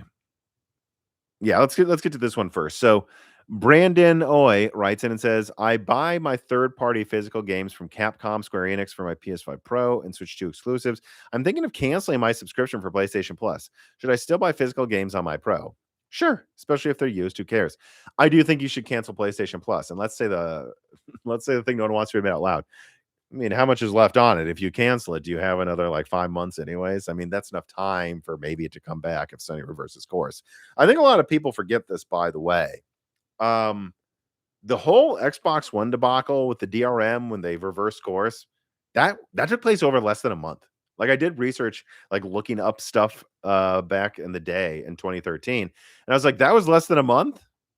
My brain remembers that as like the summer where everyone hated Xbox in 2013. It wasn't the summer. It was like from late May to late June. I think it was like 27 days or something. That's all it took. This has been a week, guys. So far, Sony hasn't held out as long as even Microsoft did. So I think you should be ready for them to. I think they're going to wait at least a month before they would reverse course. And they'd probably wait too. That's my guess. So yes, I think you should cancel PlayStation Plus for a few months and see if they reverse course. And I think that's far more effective than trying to tell people not buy Assassin's Creed Resync if they don't want it. Well, maybe you should get it physical. It might send a message. But I think it's mostly cancel PS Plus and make sure they can't market their stuff anymore. I think that's the number one thing that's going to mess with them. Let me scroll down to some more questions here. I see we have a few more tipped ones. I think we do at least. I know. I think I'm caught up there. Okay. So let me move on to some Zen 6 stuff. Okay. No News writes in with Zen 6 Epic announcement. It is now for sure expected to launch this month. The server versions of Zen 6. Is there expected retail availability, or is this the first couple months already sold into AMD AI boxes? I would expect very little retail availability, man. Is AMD still planning on an N2P Venice and N2X for Olympic Ridge? Yeah. And is the 7 gigahertz target only N2X? It's only for the desktop variant, to my knowledge. Maybe for some Threadripper versions of Zen 6, they'll have like a 7 gigahertz variant. I don't know. But as far as I've seen, and yeah, every document I've seen that calls out 7 gigahertz or above 6.5, or years ago, the early documents said we want to get well above 6 gigahertz before they targeted 7. It always mentions it for Olympic Ridge. It always mentions it for the desktop version. So technically, because they're adding chiplets to some of these APUs, there could be a 7 gigahertz Medusa point variant that you pair with an RTX 6090M. That could be a thing. But it's mostly for desktop. Mateo writes in and says, will Zen 6 be supported on X670 motherboards? Because some of the 870 motherboards have 64 megabytes for the BIOS versus 32 for the 670. Yes. And they'll have ways to update it if they run out of room, just like they did with AM4, where they had to have this weird system where they'll ship you a CPU to update the motherboard, then upgrade. Yes, X670 will support Zen 6. Zen 6 drops into AM5. It runs on previous gen motherboards. Zen 7 drops into AM5. It works on previous gen motherboards. Will there be some, especially with like assumably above 7 gigahertz 32 core Zen 7, will there be some like advice they give where they're like, probably don't get a cheap B650 for your 32 core Zen 7? Maybe, but I would be surprised if it should still work. Why not 12 gigahertz? Because that's impossible to get to in the foreseeable future. That's why. Someone just asked in the live chat. Dylan Hansen writes in and says, Zen 6 will be fast, but will it provide a meaningful uplift in gaming for high-end GPU users playing at 1440 and higher resolutions? Hoping to hear more. Yes. I can tell you right now, with my RTX 4090 and Battlefield 6 on PC, the bottleneck is really Nvidia scheduling, for being honest. I have a Zen 4 X3D 16 core, by the way. It's really Nvidia scheduling. This is actually crazy. If I set settings to high with a 4090, that 9070 XT back there gets higher frame rates in a lot of maps than my 4090 because of Nvidia's CPU overhead, where the 4090 is hitting like 160 frames and the 9070 XT hits 220 frames on my 4K monitor. And so if my 9070 XT is getting about 220 frames per second, at least 200 pretty consistently, in 4K, I'd FSR on whatever, in Battlefield 6, then I would say, most people, if you're in 144 hertz, you don't need Zen 6, obviously. But if you're someone trying to do 240 hertz gaming, I think especially with RDNA 5 coming out with much higher performance, then Zen 6 will be something the absolute highest end refresh gamers will want. I won't prioritize it too much. I'm pretty happy with what I've got right now, but it will definitely be a difference. Okay, let me see here. Any other tipped questions? Do not see them. All right, let us go through some remaining questions here. This is pretty much like AI bubble questions, actually. Let me do one DDR question first, though. So Mark Smith writes in and says, how much of a dent will the slow rollout of DDR4 based do-it-yourself PC parts have on the industry overall? Was doing so a wise decision by PC part makers? Thank you. Let me see. Did that person get back to me here?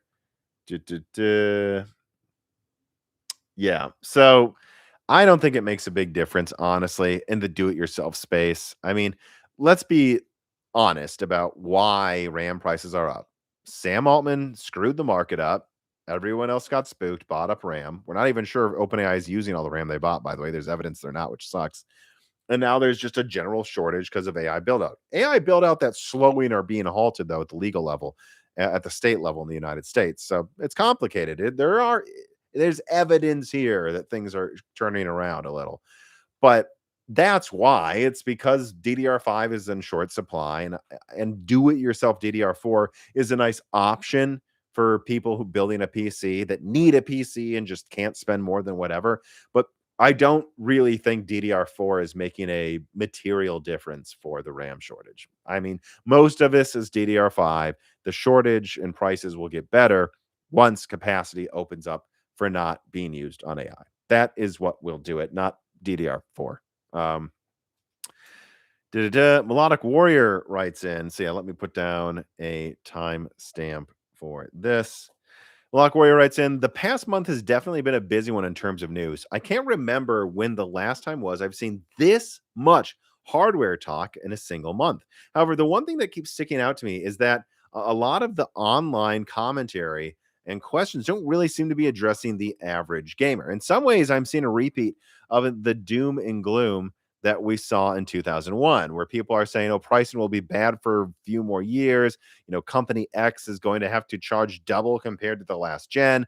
Budget options are gone forever. The problem that I've been seeing is not a lack of budget options, actually, but a lot of poor financial mentality. Like, honestly, there are still good deals. You can still get free RAM at Micro Center, or I've even seen similar deals at some places in Europe. I say all of this because from everything we've seen for the next generation, I'm actually convinced we're about to go into a cycle of rejuvenation for gaming hardware. Would you agree that the number of budget opportunities, especially for most gamers, is going to be far more than we probably had in the last 15 years? Last 15 years? I don't know about that, but do I think next year will be better than this year, especially the end of next year? Yes.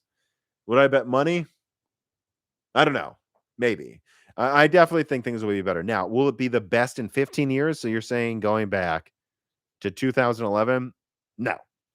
I mean, RAM was expensive as hell in 2011, but I assume that's not what you mean. No, I don't think we're going to go back to like $150 mid-range graphics cards, or I guess you might say $200 back then.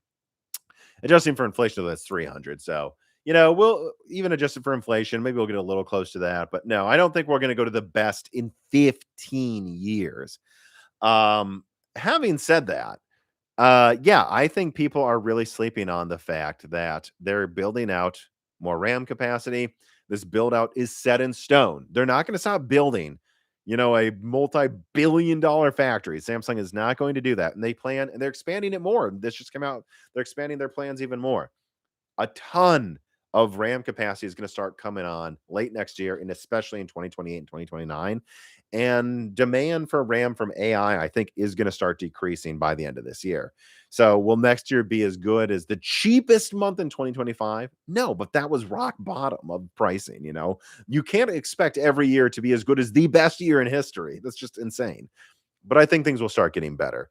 Best in 15 years? Doubt it, because I think there's going to be still a lot of other tech cycles and yada, yada, yada. But no, I agree with the overall. I agree with you, Melodic Warrior, directionally, that not enough people are like actually looking at the data like Ed Zitron does, who was just on the show. And it's going, yeah, nah, something's going to change here. All right, let me see. Melodic Warrior writes in again and says another big thing has happened in this past month, and it's the amount of news that came out about the current AI market. It's a fascinating to watch. I'm having a hard time keeping up, but I definitely feel like we're hitting close to the peak. Even with memory pricing going up, things are still not looking as bleak as some analysts thought it would. What do you think about the number of boxes that have been checked since you put out that video of a clip from a die shrink? P.S. I really am getting a thrill from seeing that, just how right you were for assessing how right, let me see here. How right you were assessing, and your assessment was, and the prediction was and is. So yeah, let me share this here just as a recap, because it is really happening, people. To the people that say I'm delusional about my thesis for AI, I put this video out. If you haven't watched it, I highly recommend it. I think it's actually one of the better ones we've done. But this box pops up.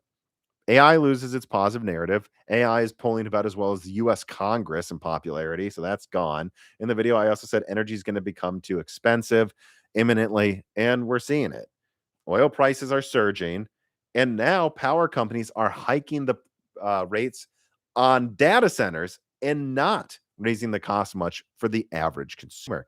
And already, this is something Edzatron's been talking about. Go watch that Broken Silicon, where token costs are out of control. Companies are canceling their employees' ability to use endless tokens. And now we're seeing power companies raise prices to the data centers, not to the consumers. Well, an oil crisis continues. Yeah, check that box, baby. The energy box is checked. And then the next thing I believe will be an oversupply of capital offerings. There's only so many IPO, only so many hundreds of billions of dollars that will actually go into the tech space before you just start playing musical chairs and people sell Tesla stock, or I guess SpaceX stock now, or whatever, for Anthropic stock, or sell a Gemini stock for OpenAI stock. And I think that leads to a kind of emperor has no clothes moment. And also that will dovetail with the fourth box that I think is already maybe checked, which is they're just not going to build more data centers because legally they're going to be stopped. Like, I live in Nashville. They just signed an executive order, no more data centers here. That's it. So like that's going to start happening more and more and more and more all over the country. And with rising energy costs, the ironic thing is as energy prices go up, data center prices become these AI data centers become more unsustainable, and that might actually bring some other prices down, like where you have to pay more at the pump but less for your PC. Like, that's what I kind of see happening next year. We'll see what happens, but yep, I still see that happening, and it is becoming pretty obvious that something's going to happen in the next year or so. Again, that's not me saying it's going to pop tomorrow. I'm not sure.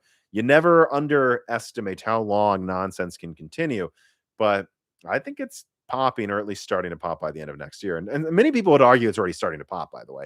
Honestly, like, there's already a lot of computing companies that have had their prices dropping. I mean, what SpaceX continues to drop too. I mean, TechnoLads writes in, how much does Intel 14A cost compared to TSMC 2 nanometer, both in terms of manufacturing and the companies? And to the companies, I'm not getting into the company thing, but I asked Carbon Cry about this, and he outlined the differences in the nodes, and he's like, a lot more. Intel 14A is actually quite a bit more expensive than TSMC 2 nanometer. That's why everything I've seen for Zen 7 is that it uses 14A. But I think Zen 3 is going to stick around for a while in a lot of things because it can use 3 and 2 nanometer and doesn't have to use 14A. We'll see, though. Of course, I mean 14A TSMC, but still. Salty Internet Pirate writes in, speaking of pirates, he says, any plans on playing Black Flag Resynced? Since it's coming out today as I'm writing this, the original is the best pirate game ever made. Guys, I played the shit out of that game, and I don't think I got every achievement or whatever, but like, no, I played Assassin's Creed Black Flags a ton when it was out, and I have no interest in going back and playing it again. However, my girlfriend's never played an Assassin's Creed game, and she said she'd want to try one. I would tell her, get the new one. And get it on Steam, by the way, not PlayStation this month. Well, she doesn't have a PlayStation, so. Techno, yes, I meant Zen 6, not Zen 3 sticking around, correct. Although, they did just rebrand Zen 3 again, so that's probably going to stick around at least another year or two. All right, let me see here. Do you have any? Okay, so Pot Even writes in and says, do you have any info on if Xbox would come with a lower cost console to hit the PlayStation 6 handheld in price? With the current market, they might want their Helix. No, that doesn't mean it's impossible, but I don't have any information suggesting that right now.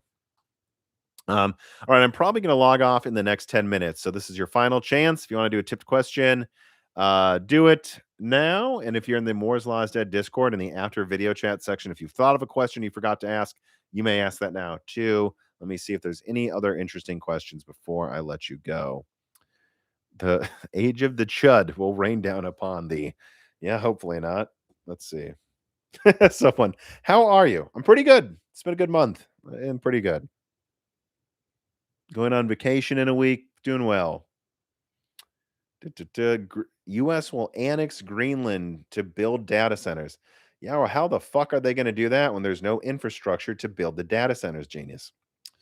Smash Axley writes in and says, hi, Tom. Will the new chipsets X970 that will be released alongside Zen 6 launch solve the lane splitting issue? My understanding is that with a controller module on an 870 board, that is not sufficient and needed the motherboard lane to split to handle having every slot filled. Like, I want to run 4 terabyte 990 Pro drives alongside my 9070 XT, but can't because the motherboard can't handle that many Gen 5 things and drops the speed to Gen 4 if I do that.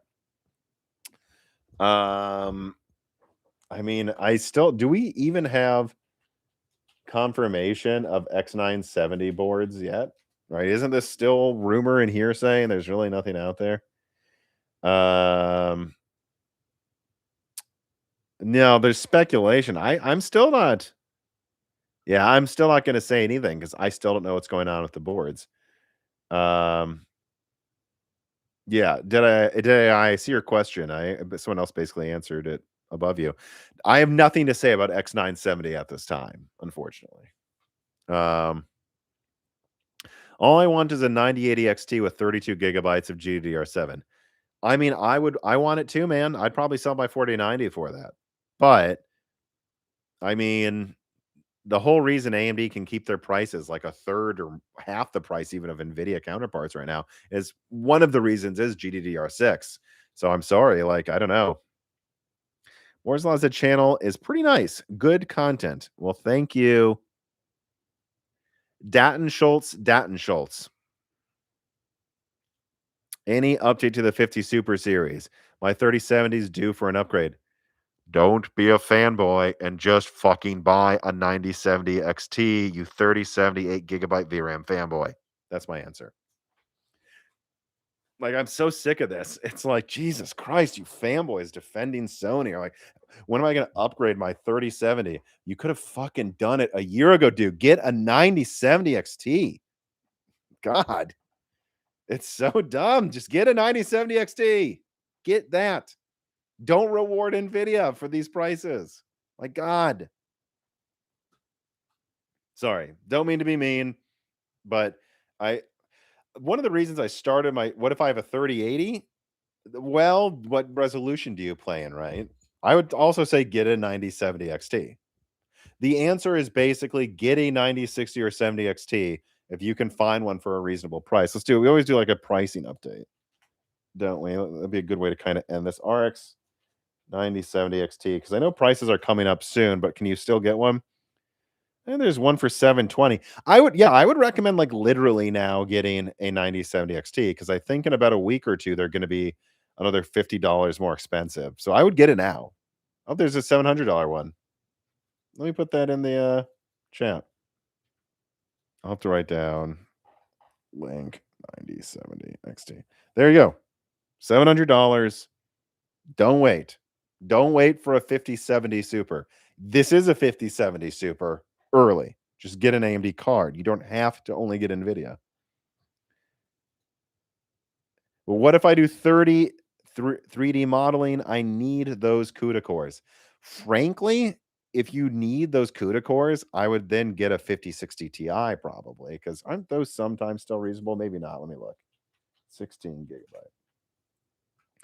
If you need, yeah, I mean, look, ma'am, it's not as good, but if you need those CUDA cores, you can get a 5060 Ti for $570. Where does that put it on the Tech Power Up database? The yeah, the 9070 XT is like 50% faster or 60% cheese. Yeah, but it costs 10, 20, 30% more for 50% more performance. So if you need CUDA, I would get the 5060 Ti 16 gigabyte now, unless you're willing to wait a year to get super. Like that is the unfortunate truth, right? Otherwise, get a 9070 XT. And if you're and be absolutely sure you need CUDA because I use, my 4090 to export and render videos and stuff that I use for my YouTube channel. And the 9070 XT was good at it. It wasn't quite as fast as the 4090, but that's because the 4090 is like what, I don't know, 60% faster or something. It's a faster card, so it's faster at rendering. It wasn't like the 9070 XT was like hopelessly weaker. Like that, actually, how much faster is it? Am I off on that one? The 4090, okay, I was off. The 4090 is like 30-40% faster than a 9070 XT. Yeah, and that's about what it seemed like when I was exporting stuff. It wasn't like, in fact, I think it was closer than that. I think there was some other software bottleneck by then where it was only like 10%, 20% faster. So, just make sure your actual app needs CUDA is what I would say. 9070 9070 XT or 5070 Ti? 9070 XT. Save $300, my dude. Any final questions here? We do have okay, they're arguing about Strix Halo in the Moore's Law Z Discord. Solid Snake or Liquid Snake? Solid Snake, of course. Solid Snake. 9070 XT or 58. Guys, 9060 XT or any Nvidia card. They're all so overpriced right now. 9070 XT over anything right now. Like if the Nvidia cards were at MSRP, we'd have a real discussion. They're just not. Like the best Nvidia card besides the 9070 XT is the 4090 still. That's how stupid this market is with Nvidia cards right now. Like the only one that comes close to like making some sense to me is the 5060 Ti 16 gigabyte. But even then, you're definitely paying a premium. Can I even find a 4090 for sale? I can. Geez, they're like $3,000. Are they still that much on eBay?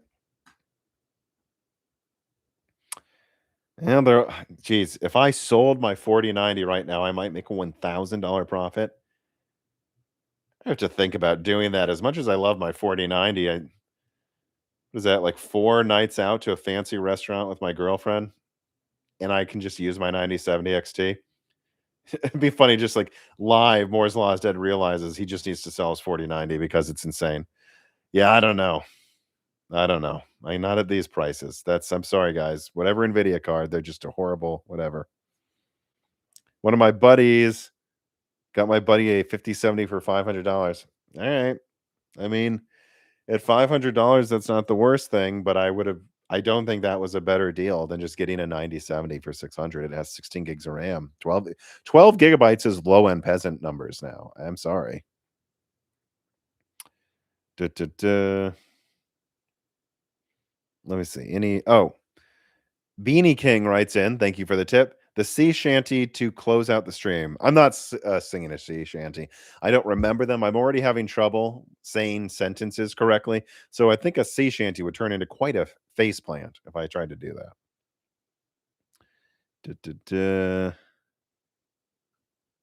Let's see. Did anyone see the 9070 XT go on sale at Walmart for under 600? Yeah, I mean, I get it now, guys. If you're someone that's like, I need a 16 gigabyte card before the end of the year, especially if you're someone like F PlayStation, let me just upgrade my GPU, get a 9070 XT. Like that's still the price performance king.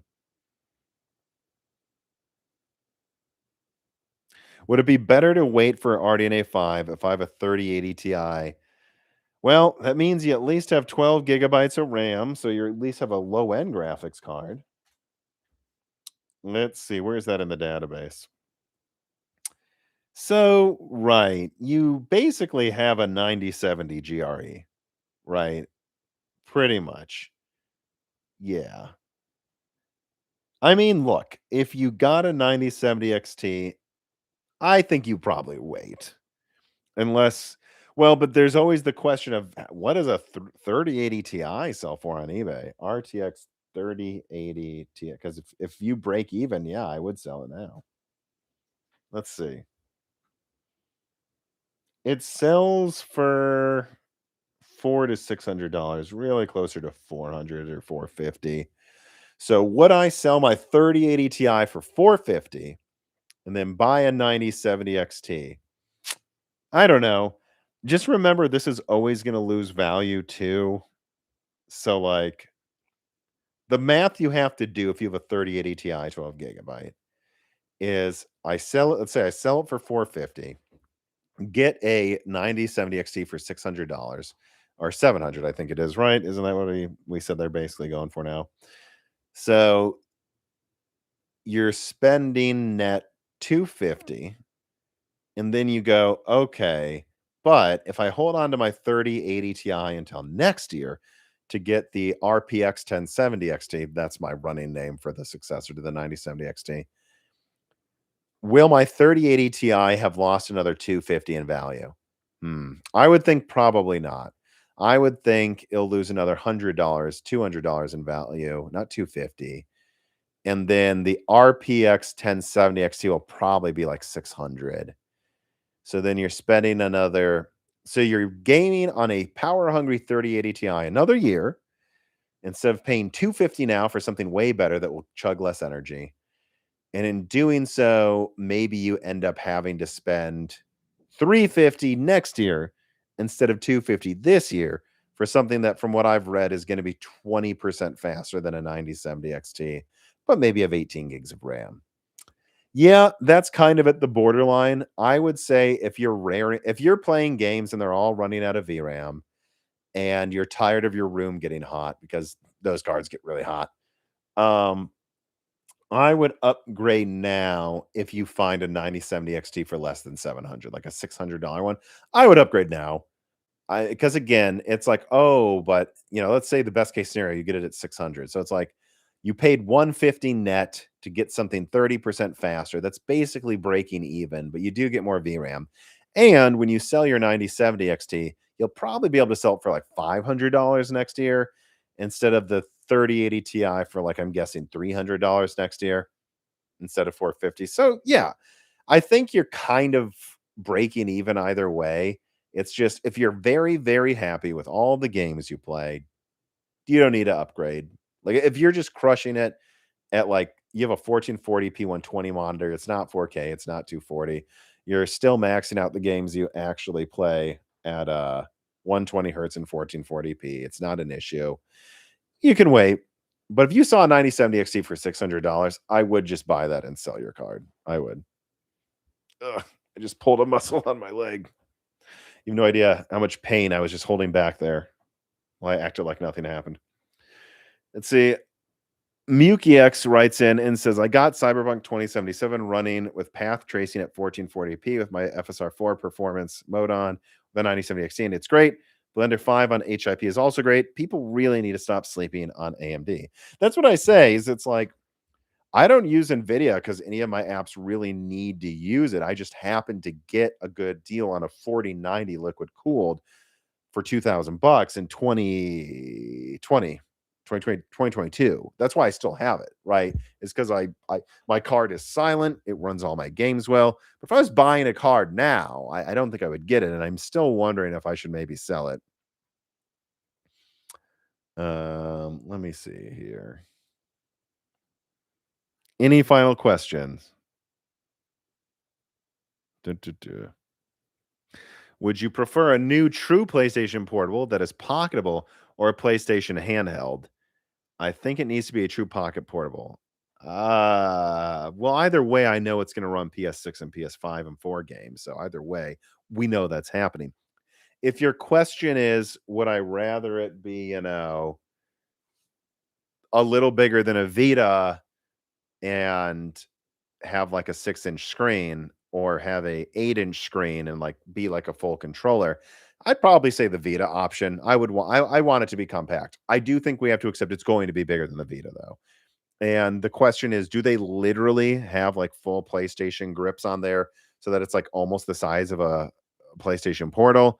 Or do they have a miniature-ish version of it and it's a little smaller than the Xbox RG Ally X? I would hope for the latter, but I think that's our two options here. I don't think you're getting a Vita-sized handheld. Could be wrong, though. I mean, I've looked at the APU. It seems to use less energy than other PC handhelds, so who knows what's possible, but I doubt it's gonna be Vita-sized, guys. Duh, duh, duh. Let's see. Any other questions? A digital $10 upgrade for the portal for existing games.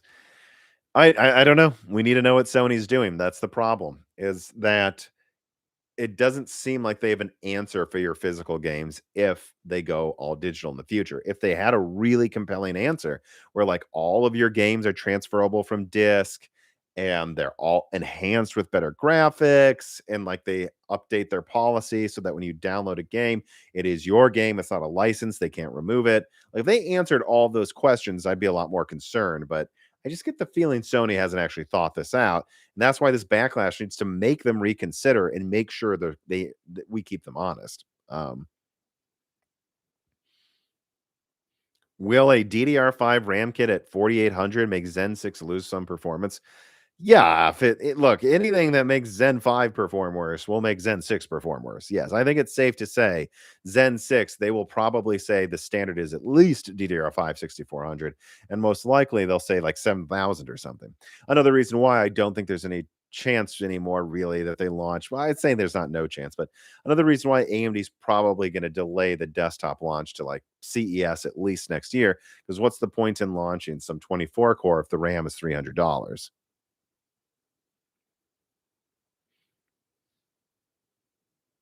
Someone says 7900 XTX or 9070 XT. I would say 9070 XT. I would pay less for the 7900 XT. I wouldn't pay the same price. But if you saw like a 7900 XTX for 550, yeah, I mean, look, FSR 4 now works on it. So I think that's a good move. Just keep in mind the 9070 XT can sometimes give you like double the performance in heavier ray tracing titles, like double. And then with FSR 4, you get even more of a performance boost versus on RDNA 3. So with FSR 4 in mind, it's pretty much open and shut that the 9070 XT is just the stronger card. It's better in raster when FSR 4 is on, which I think it always should be on, because it's just free performance and it looks better than native at this point. And you're trading VRAM, sure, but it also is like double the ray tracing performance. I think 16 gigs is enough. So I would choose 90. Also, it uses less energy. Or is it? It's about the same amount of energy, isn't it? 7900 DP. Yeah, it is less energy. It's like 15% less. I would say 9070 XT. I would. All right. I'm tired. I've been going for almost 2 hours here. Everybody, please, right now, before you click away, hit the like button. Hit the like button. And then also double check, click to the Moore's Law said YouTube channel, or just click the subscribe button right at the bottom there. Make sure you're subscribed. Make sure the bell button's on. Make sure that you have liked this video. I see almost 1,000 of you are still watching. Hopefully you can get to at least 1,000 likes by the end of this. And then for everyone else, join the Patreon. We've got a big Broken Silicon coming. You can ask questions for that. If you join the proper tier, you can ask the guest questions as well at the bottom tier. The next guest, I don't know if it'll be the next guest, but at least a guest that should be on within the next like 5 weeks should be Dustin Furman, to give you a taste. We will be talking about whatever the latest news is with this whole Xbox and PlayStation debacle. I'm really excited for that one as well. So again, a lot of content there on the Patreon as well if you join. Also, just a 1 hour die shrink just came out as well if you join the $2 tier. So yada yada yada. Thank you everybody for watching. Thank you for listening, and have a good weekend, everybody.